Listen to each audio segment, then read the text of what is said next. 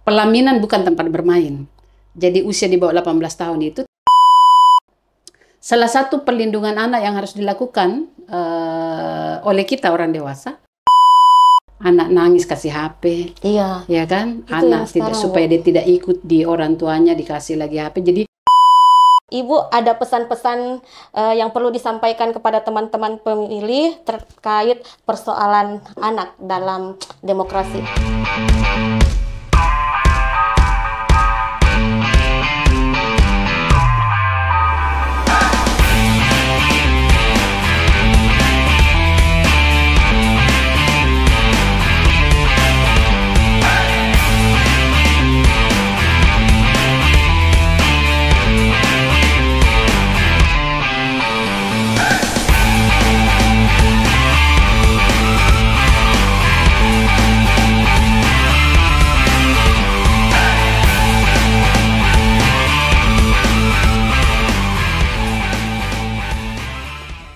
Assalamualaikum warahmatullahi wabarakatuh. Hai teman pemilih, terima kasih sudah selalu setia pantengin podcast KPU Kota Makassar.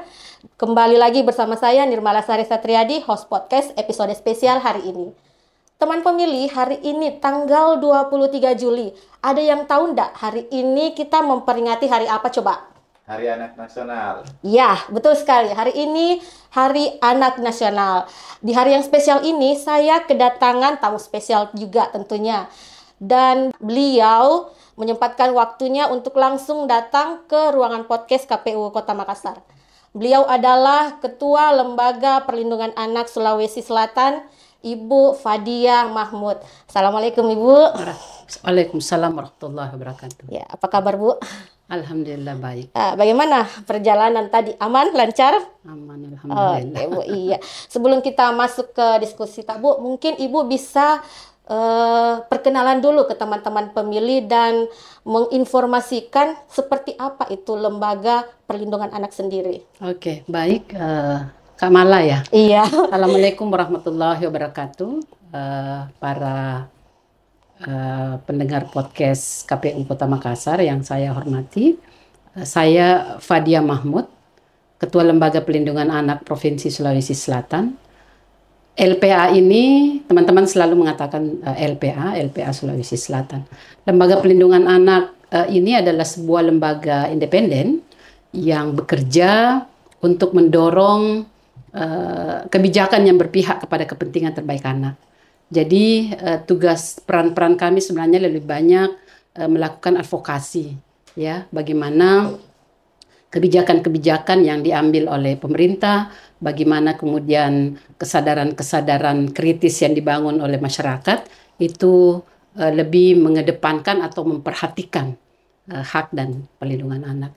Dan saya kira ini adalah apresiasi yang sangat menarik karena KPU juga mengambil bagian ya di dalam memanfaatkan momentum yang sangat spesial ini karena anak-anak kita memang semua punya tanggung jawab dan bagaimana peran-peran kita bisa kita mainkan sehingga anak-anak yang ada di Sulawesi Selatan dan mungkin lebih fokusnya di Kota Makassar itu terpenuhi haknya, terlindungi dari bahaya-bahaya kekerasan dan juga eksploitasi.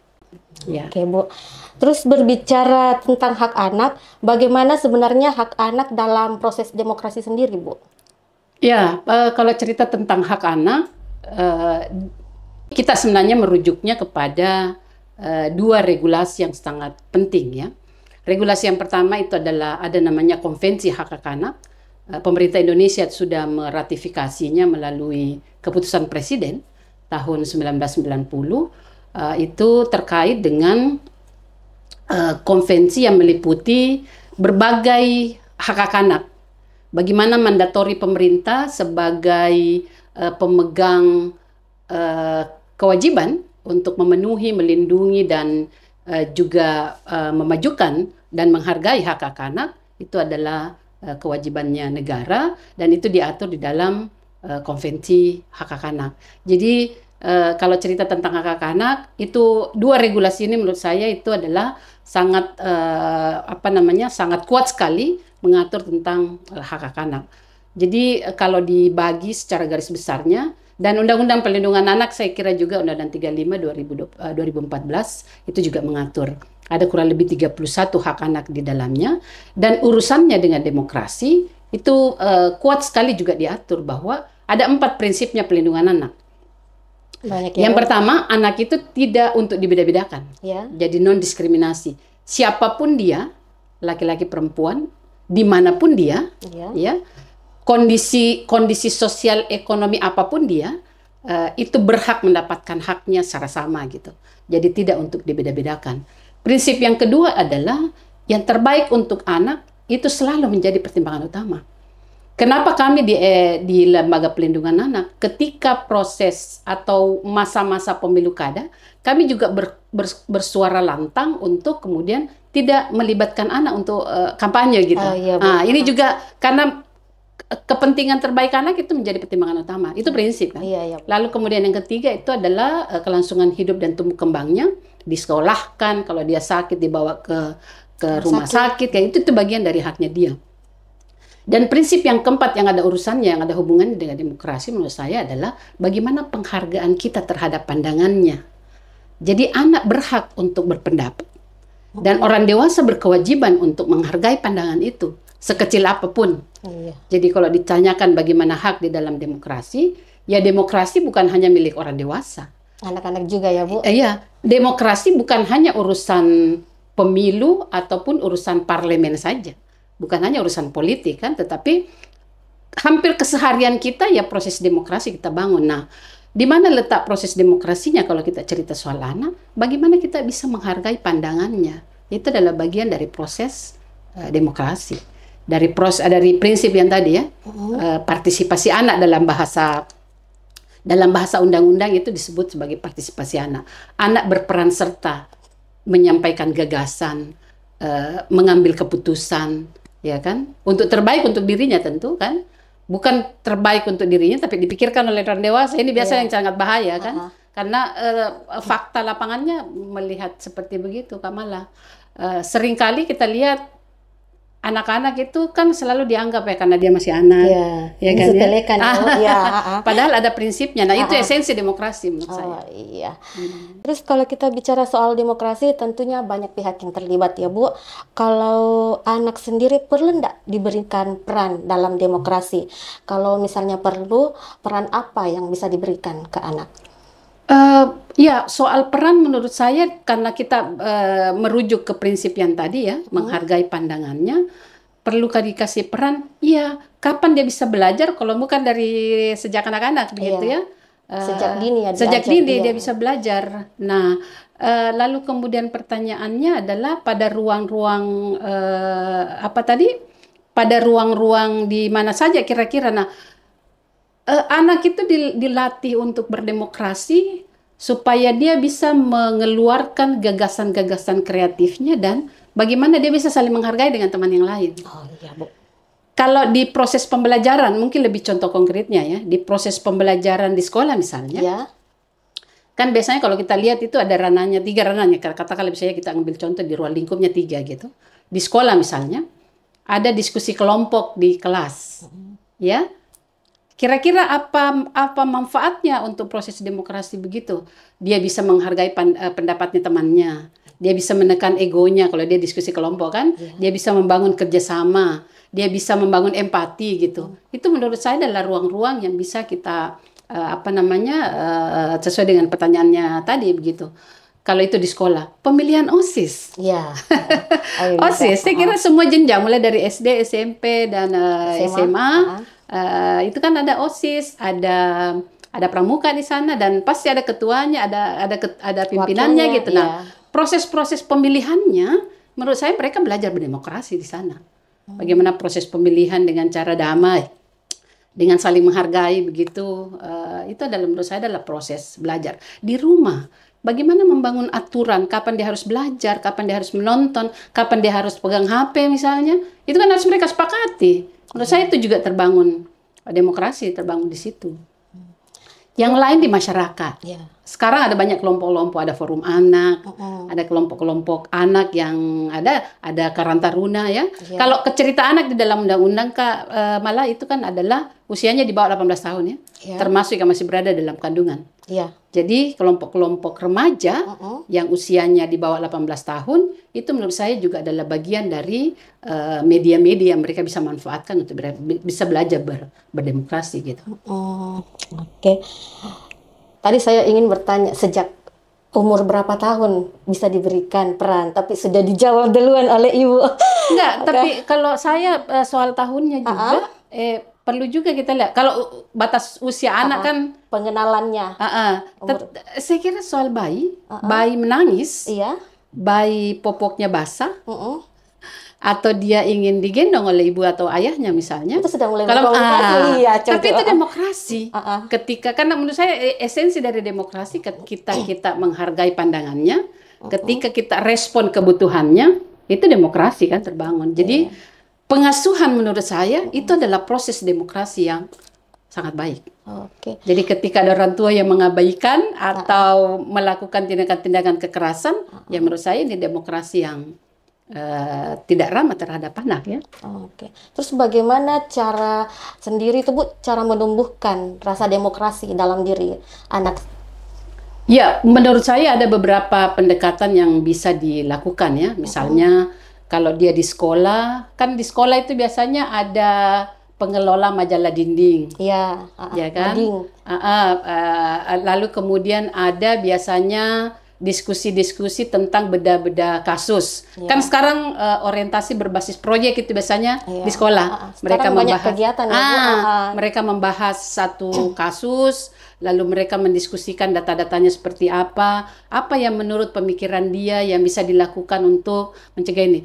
Ada hal yang konkret yang sangat menarik menurut saya yang kami lakukan bersama dengan teman-teman ini di Lembaga Perlindungan Anak, karena katakanlah misalnya isunya adalah stop perkawinan anak. Iya. Ya, ada tagline-nya teman-teman itu pelaminan bukan tempat bermain. Jadi usia di bawah 18 tahun itu tidak diperkenankan, bukan dilarang, tetapi tidak diperkenankan untuk ada praktek perkawinan anak. Karena di dalam SDGs disebutkan itu adalah praktek yang berbahaya. Kan sangat berisiko karena seluruh struktur yang ada dalam tubuh laki-laki dan perempuan itu masih tumbuh, masih berkembang begitu. Nah, kalau ada praktek perkawinan anak itu yang tidak dibenarkan. Karena itu masuk. Saya potong dulu Bu, sedangkan sekarang kan lagi ngetren pernikahan muda. Kan ada itu yang anak di bawah umur 17 tahun sudah melaksanakan pernikahan seperti itu kan Bu. Iya. Nah, itu yang terus-menerus edukasinya menurut saya itu kan kencang dilakukan. Regulasinya juga sudah ada. Undang-undang perkawinan kan sudah ditingkatkan usianya. Oh iya. Jadi usia yang diizinkan untuk menikah laki-laki dan perempuan sekarang adalah 19 tahun. Bukan lagi 16 untuk perempuan, 19 untuk laki-laki, bukan lagi itu. Tapi undang-undang yang terbarunya yang di amandemen itu adalah yang laki-laki dan perempuan diizinkan menikah itu adalah usia 19 tahun. Ya kan? Jadi ada banyak sekali menurut saya kesempatan-kesempatan untuk kemudian dia bisa berlatih berdemokrasi begitu. Jadi begitu ada kasus misalnya gurunya bisa mengangkat tema-tema diskusinya, lalu anak-anak pikiran-pikiran mereka. Kami di Forum Anak biasanya di momen 23 Juli itu ada namanya Forum Anak Makassar, ada namanya Kongres Anak, ada juga itu. Itu di mana itu, malah di Makassar, di provinsi dan juga secara nasional itu ada. Termasuk di kabupaten kota. Jadi biasanya 23 Juli ini dimanfaatkan sebagai momentum untuk merefleksikan kira-kira anak-anak kita ini punya pikiran-pikiran seperti apa sih sebenarnya dia mengenali permasalahan teman-temannya. Karena pendekatan anak dengan anak menurut saya itu akan jauh lebih efektif ya, karena mereka bisa bermain, tapi biasanya juga dia bisa saling membantu. Jadi forum anak sekarang itu istilahnya adalah agen pelopor dan pelapor.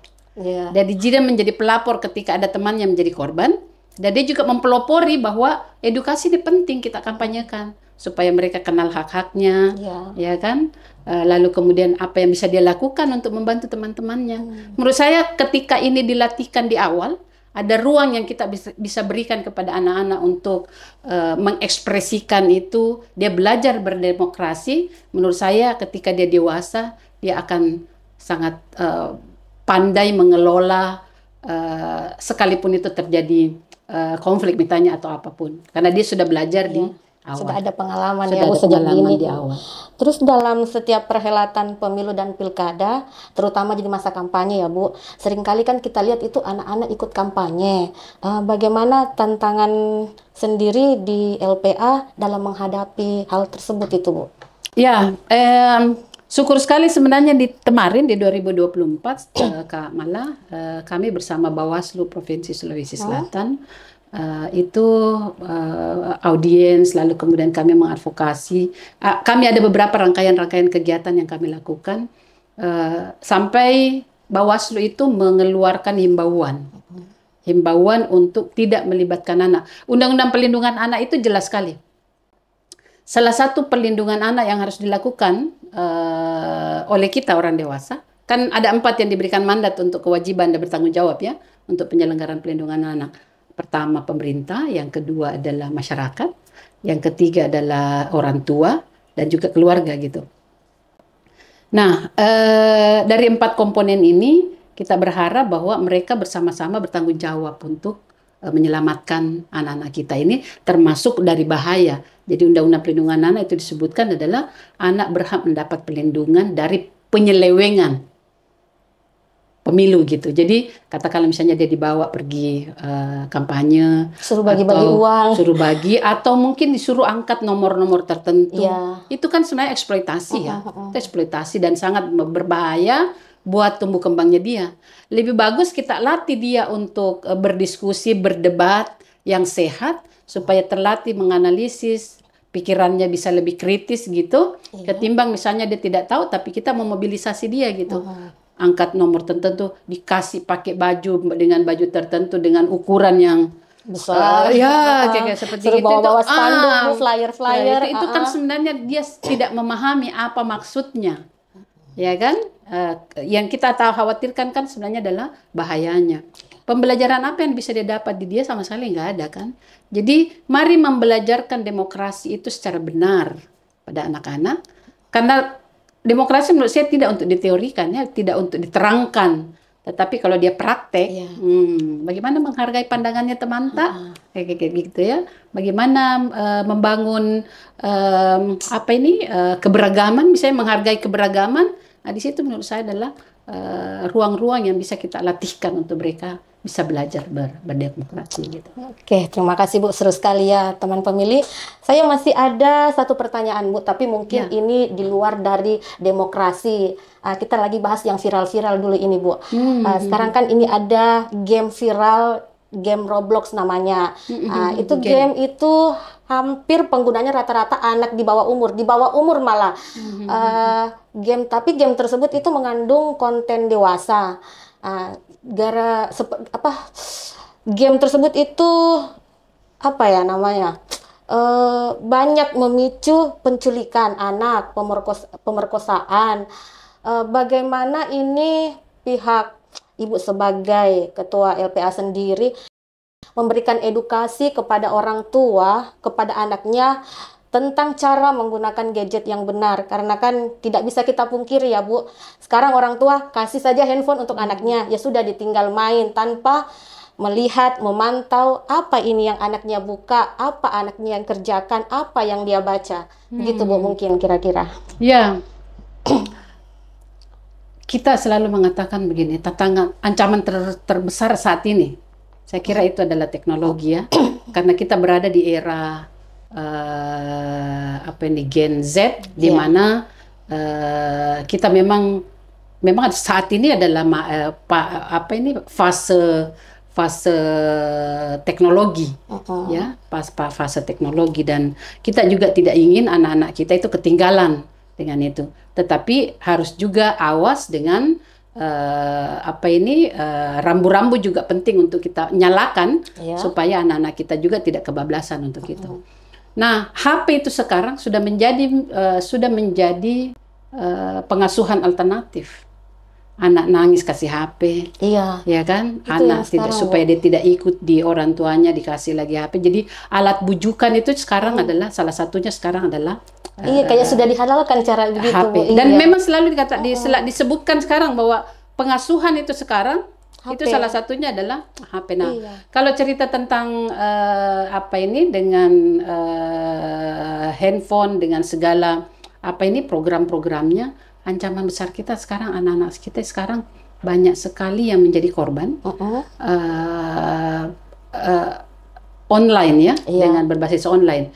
Jadi sekarang bahkan ada seksual dan eksploitasi berbasis online.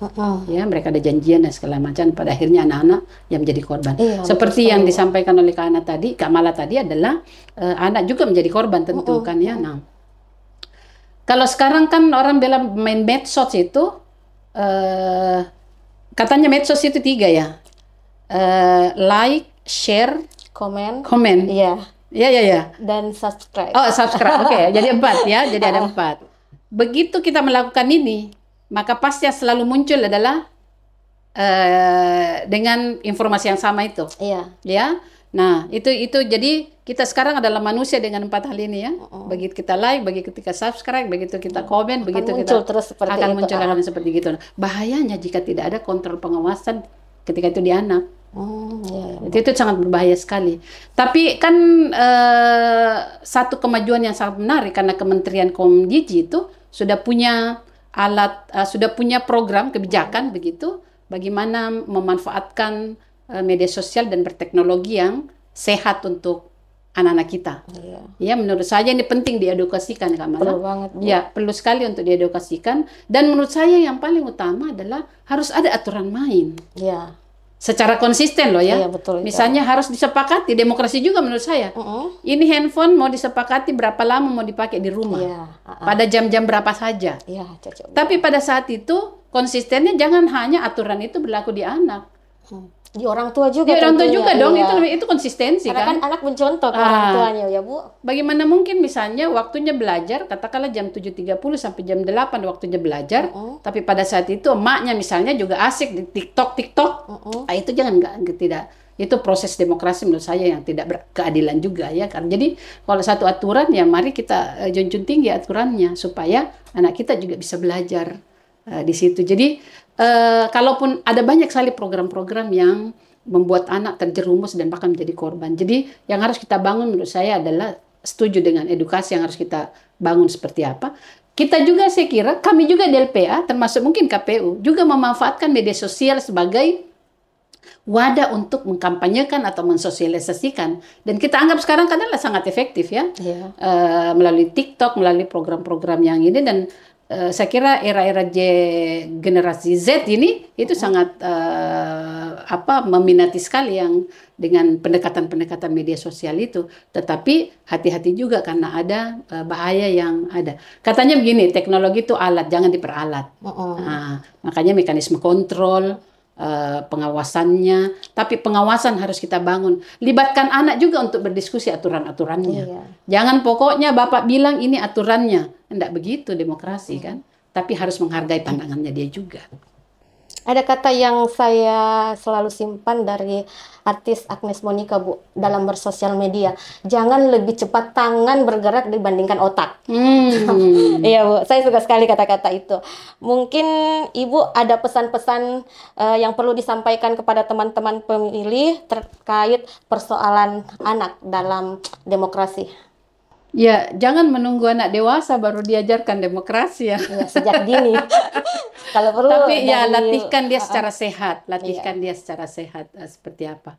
Karena apa yang kita bicarakan hari ini, apa mimpi-mimpi besarnya KPU Kota Makassar misalnya, apa mimpi besar, visi besarnya Lembaga Pelindungan Anak Sulawesi Selatan, sesungguhnya adalah kita menyediakan ruang untuk anak. Ya nggak ya? Iya. Kalau misalnya LPA punya visi besar bagaimana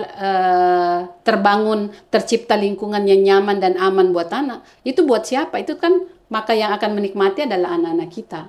Kalau saya jadi apa yang kita lakukan hari ini itu menentukan kualitas anak-anak kita ke depan. Jadi semakin berkualitas intervensi yang bisa kita lakukan, ya kan? Katanya kayak gini, kalau anak mendapatkan perlindungan hari ini, itu berarti kita menyediakan pemimpin yang akan menjaga generasi di hari esok. Kira-kira gitu ya. Iya. Setuju ya? Iya, setuju kan? ya. Jadi kalau kita menyediakan anak atau mempersiapkan anak berkualitas, perkawinan anak kita tunda, kekerasan anak kita eliminasi, ya, praktek-praktek eksploitasi seksual berbasis online, tidak melibatkan dia dalam arak-arakan kampanye misalnya, itu artinya kita menyediakan tatanan, ya, untuk membebaskan anak dari bahaya kekerasan dan eksploitasi. Tentu kita akan panen kebaikan di masa 5-10 yang akan datang. Artinya kita harus siapkan bekal untuk anak ya, Bu. Saya kira itu. Iya. Karena bukan anak itu tidak sekedar aset, tapi dia adalah pemilik negara gitu, pemilik negeri ini. Jadi kalau anak negeri ini akan berkualitas, bonus apa nih? Indonesia Emas kan 2045. Kalau untuk mencapai Indonesia Emas, ya persiapkan dari sekarang supaya dia benar-benar menjadi anak yang berkualitas ke depan. Oke, Bu. Terima kasih, Bu, atas kesempatannya hari ini sudah berdiskusi langsung di ruang podcast KPU Kota Makassar. Terima kasih juga teman-teman pemilih yang sudah nonton langsung podcast KPU Kota Makassar, dan jangan lupa like, comment, share, dan subscribe channel YouTube dan podcast KPU Kota Makassar, serta jangan lupa follow semua sosial media akun KPU Kota Makassar. Dan mari kita memberikan anak-anak Indonesia kesempatan untuk bermimpi, berkreasi, berinovasi, karena mereka adalah masa depan bangsa kita. Saya Nirmala Sari Satriadi dan Ibu Fadia Mahmud undur diri. Sampai jumpa di podcast berikutnya. Wabillahi taufiq wal hidayah. Wassalamualaikum warahmatullahi wabarakatuh.